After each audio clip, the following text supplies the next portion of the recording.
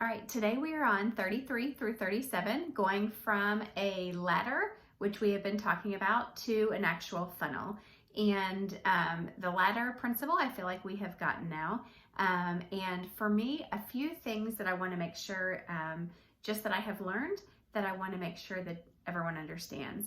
And one is that we're going to be bringing in different kinds of traffic. He talks about that when he starts talking about the funnel. And when you are leading to a free part of your value ladder, you are going to, this is going to be kind of like your free organic traffic. And that's where I have spent all of my time so far, really up until this point. Then when you start actually driving ads and do more advanced strategies of bringing in traffic, then you can start driving them to the second level of your ladder, or the third level of your ladder. But when you're talking about just bringing in free traffic you're probably going to send to the free level of your ladder. That's an important principle that took me a while to kind of get my brain around. The other thing that's really cool is with the funnel, when you think about that and you have all the traffic up at the top and then you've got your bait, what's neat is just knowing that you're going to lose people at every level of the funnel. So there's not frustration when people fall off, like that's to be expected. Now, there are certain percentages that you're going to be working in. And so what's nice is you'll be able to actually look at your funnel and see how many actually opted in. So for us currently, at the opt-in stage, so we have this traffic that comes into our funnel, and for the ones who opt in, we're at about 80% who opt in. And I can look at like the industry standard and see that that's really high. So I know that our opt-in page of our funnel is good.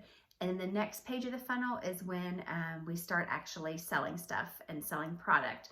And there's a certain percentage of people who will buy on that second page, which is, like just still the lower level of the ladder. And in the funnel, we've got our bait, we've got our free stuff. And then once we go to actually having some paid stuff, for us right now, we are at like almost 3%, and the industry standard for that part of the funnel is like 2 to 5%.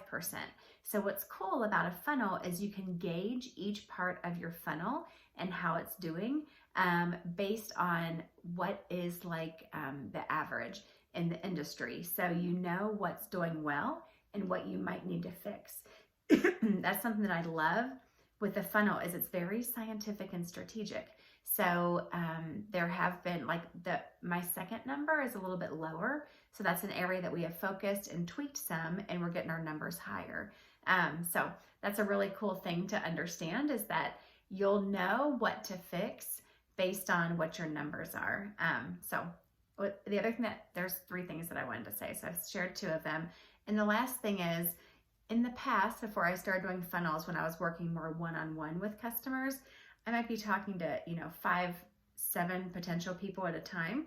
But if none of them wound up buying, then I didn't keep filling my funnel, where now I'm dealing in the hundreds of people. And even though, quite a few will fall off and not come out at the bottom with the higher end where they're actually spending, the bigger money, it's to be expected. And when you have hundreds of people going in, then it's okay that just, a certain percentage come out at the bottom, versus when you're only working with, 5, 10 people at a time and they fall off, and then you got like nothing left after all of your work. So it's much more rewarding when you're dealing with bigger numbers of people coming into the funnel, and then even though it's, only whatever percentage that comes out the bottom, it's still much more rewarding than when you're just dealing, with small numbers.